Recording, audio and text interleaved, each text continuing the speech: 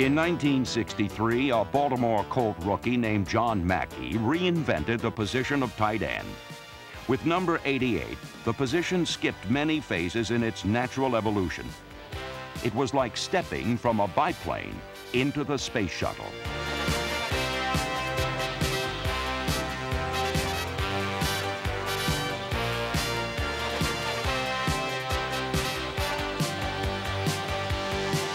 I always felt that he was a tackle playing the end. John Mackey's a guy you like to forget. He was just too big to play the position he played. Mackey is the toughest runner I've ever had to tackle in my career. Mackey could turn a 2-yard look-in pass into an 80-yard touchdown simply by running over people. He was the strongest runner I've ever had to tackle.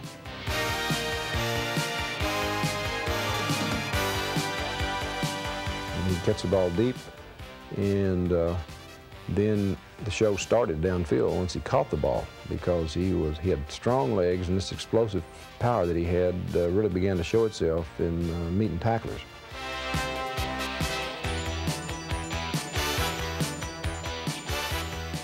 You know, I always felt that you should get something out of every play. So consequently, if I had 5 or 6 guys that were going to make the tackle, what I tried to do was to punish one, so that if I ever got in that situation again, I would run directly at the one I had punished.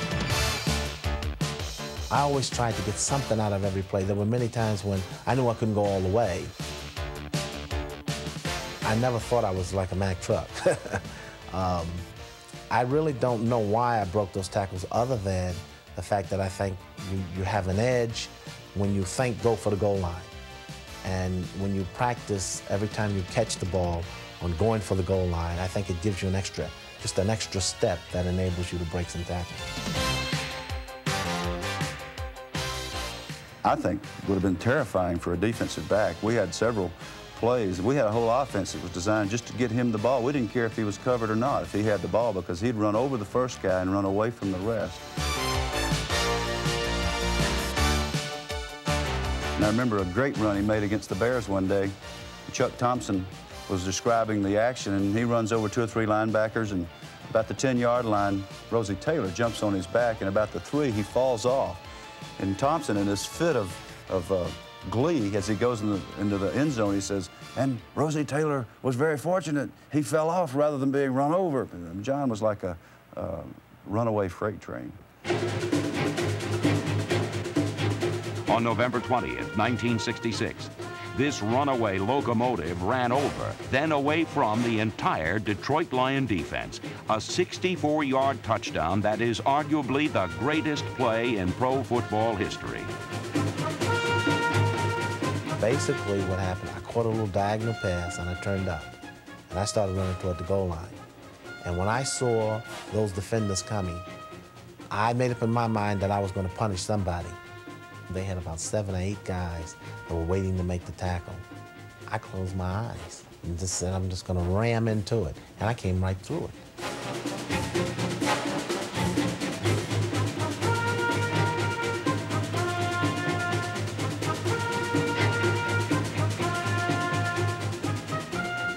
John was afraid of anything living that moved that wasn't human. Dennis Gallbats put a locust inside my pads. Once every 7 years, these locusts come to Westminster, Maryland. They're about, 4 inches long, and they make this incredible deep trill. And so Gallbats gets the locust, and he puts it in John's thigh place where his thigh pads would normally go.